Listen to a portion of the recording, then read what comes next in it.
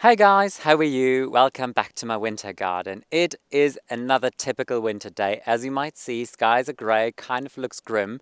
There's still a thin layer of snow and frost covering the farmland behind me, but actually it is a quite nice day for gardening because there's not a cold wind coming from the Baltic Sea. We've got quite a nice wind coming from the west, so it's not like this Arctic frosty chill wind picking up, which is beautiful. But as you might imagine, I'd love to do something with you in the garden, but since everything is frozen, the ground is like concrete. Let's face it, I can't put a spade in the ground even if I wanted to. Need a jackhammer to do it. So the things I can do are kind of like limited at this point of the year, but there is one thing in particular that I have in mind that I would really love to do with you. So as you might see, I'm standing again at the back of a slope in that area that I want to transform to my lovely veg garden for next year. So I'm standing on one of the terraces here. The bottom one still needs to be created basically, but so far I'm really happy with the progress that I'm making. And for those of you who haven't seen my previous videos, there is a video on how I start transforming this area, which is, I think, quite interesting and intriguing actually, because then it shows the entire progress and everything, how I'm doing it and how I'm really trying to build this area and make it into a veg garden in the entire next year basically.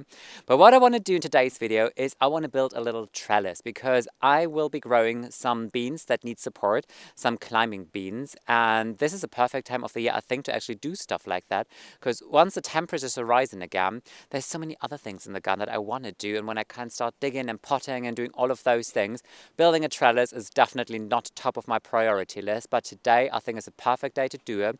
And since I've been cutting back a lot and pruning a lot, I really try to utilize and prepare all of those branches that I was cutting back. So I've got some beautiful hazel canes sitting here, and I also prepared some of the nice branches from the robinia that I was pruning with you in one of my previous videos.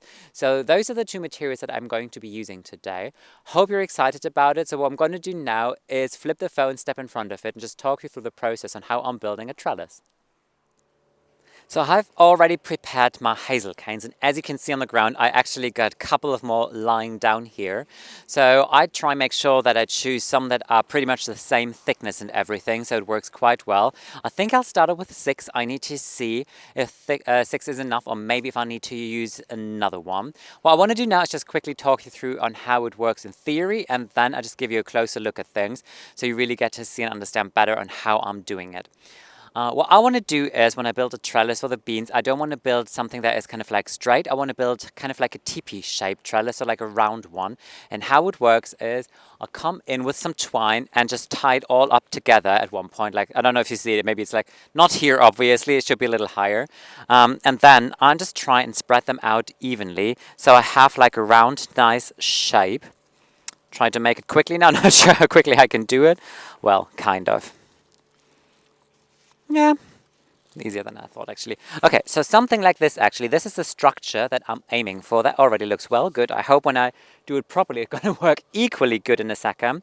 I think 6 will be all right, actually, because I don't want to have this massive kind of trellis. I still want to have a trellis that I can easily move around. But how this works now is like I come with some twine it up together, and then I come with my vertical support, because this is a horizontal one, and now I need to have something in there that really holds the entire shape so I could easily move it around in the entire garden. So I come in with the robinia cuttings, because those branches are very flexible and a lot thinner to what these hazel canes are, obviously.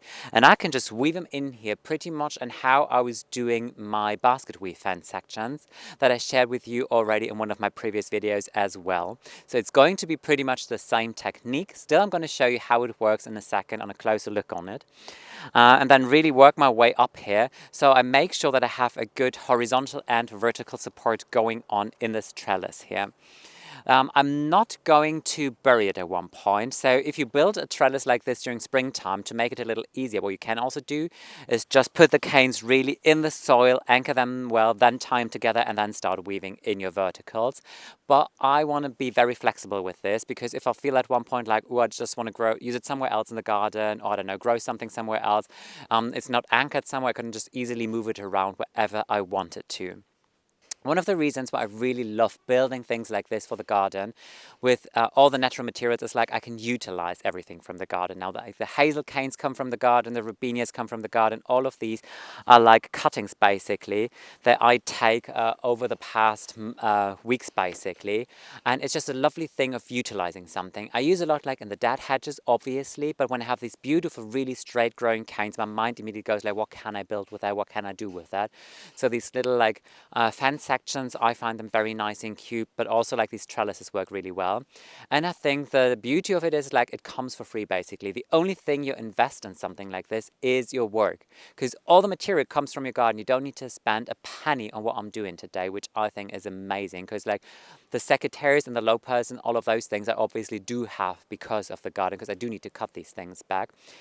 And you are very flexible with these things. You could use all the materials from the garden you want. You could use, you can make it into a height that you want, into a shape that you want. You can just like define how many canes do you want to have as in support. Because obviously on each on these canes, I will put 2 beans basically. So you're so flexible with these things, and this is the beauty of it.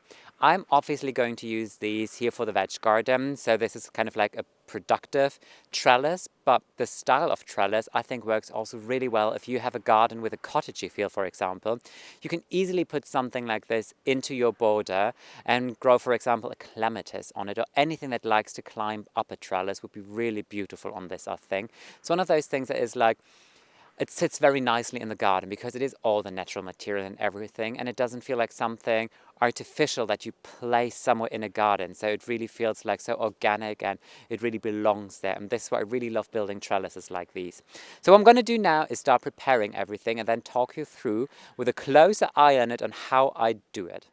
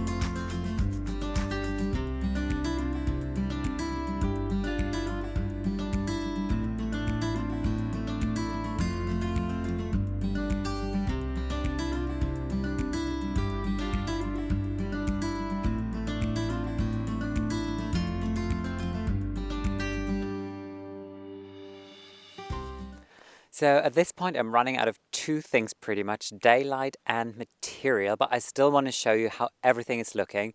One quick word about the material factor. I had quite a lot of cuttings from the Rubinia, but I figured on this project that Rubinia is not flexible in the slightest. Like, it snaps every single time you try to bend it.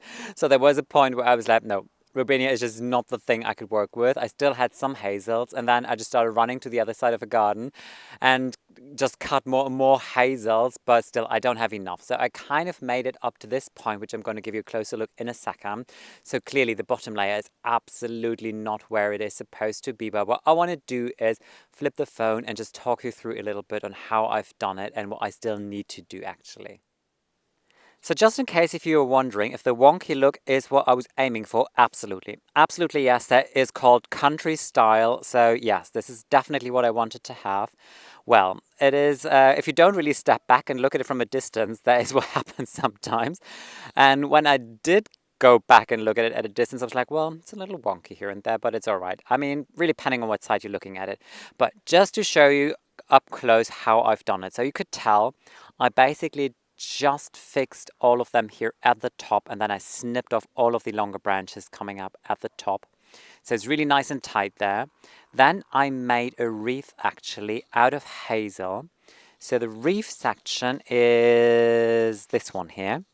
And this is really good because you do a wreath, you put it over it, and then everything is kind of like in a good position. You know, you can't like um, push anything out too far anymore. So this is like quite a good starting point, I think. And then kind of like a wicker technique, it looks really wild here. Maybe I show you on this area. This looks a little better. Really just going always one side to the other. So you're really just coming in with your branch from one side and then you go out to the other side. And this is kind of like how you work your way through. Just in case, if you want to see again how it works, just go down in my videos. There is one which only focus on this entire technique of basket weave, where I explain quite well on how to do it, and that applies to this exactly the same. And what you want to do is that you really try and have like different kind of vertical tiers in there. So the bottom one is hardly existing at all. I mean, let's look at it. There's really not a lot going on there. I really need to get more and more canes and really push it all together here as well. I need to put some canes in there and push it together.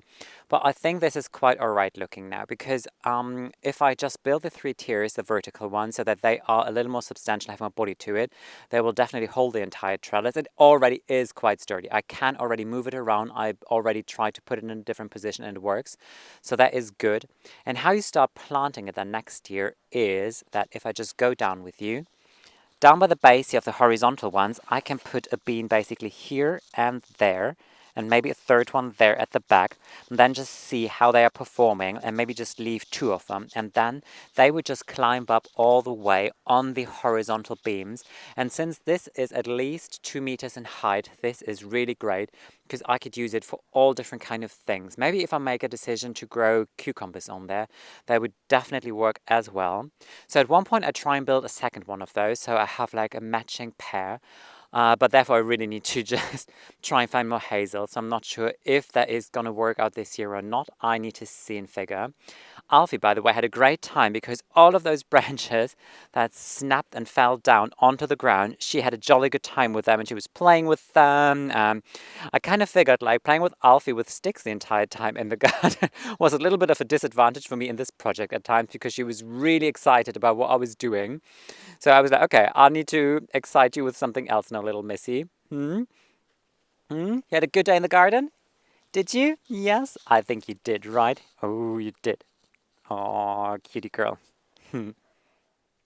It's a new day. Well, actually, it's 2 days later. So last night I wanted to edit the video and I did my outro and then looking at it, I was like, what happened? What have I done? So hint of advice, if you do a video, make sure you hit the right button and press video and don't press slow-mo because then you have quite a giggle on your couch. Well, first I was kind of like, how did I do that? What happened? And I thought, oh, probably because the battery of the phone died pretty much when I did the outro, but no, I just hit the wrong button basically. So that was very smart, but I can show you like a little more because this is how it is looking. But this morning I went in there again with as many branches as I could possibly still find, and like the top layer and the midsection, they are looking really good now. So everything is like really sturdy and looking nice in here, and I can just lift it and shake it and carry it around. So this makes me very happy and confident because even if a big storm comes and knocks it over, I know that this is going to be sturdy now.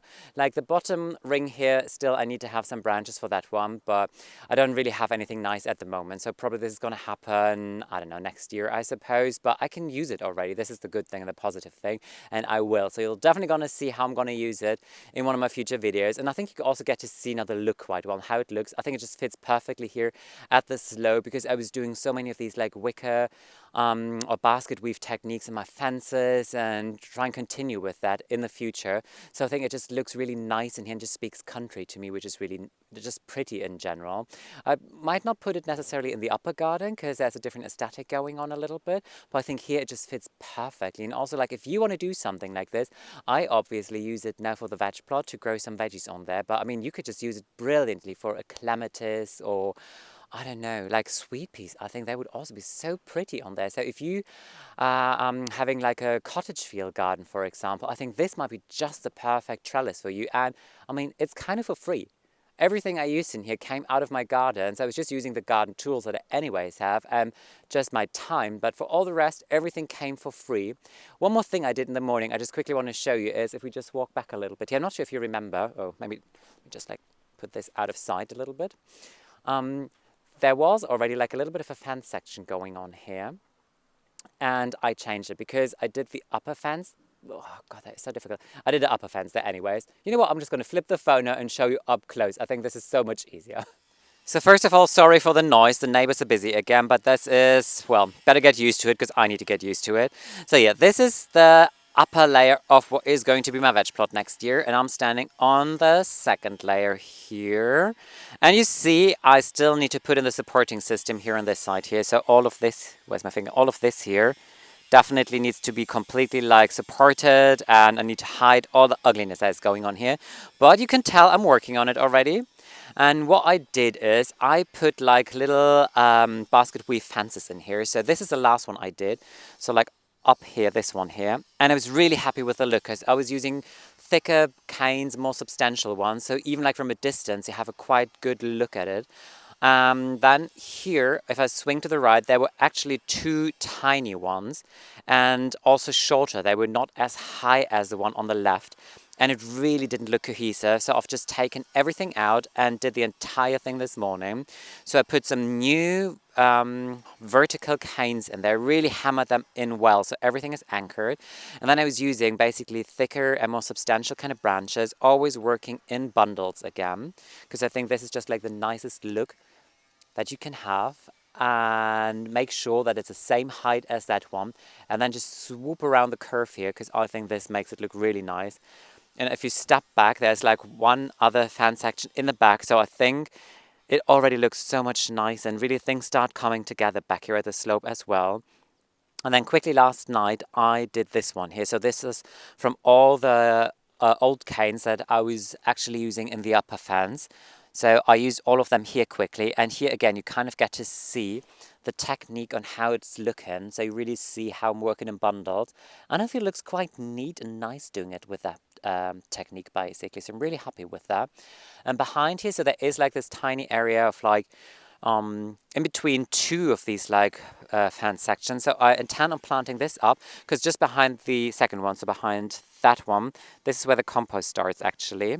So here I want to put in some really nice grasses and asters, some taller perennials in general, I think, because then you get to see them when you come through the gate from the garden.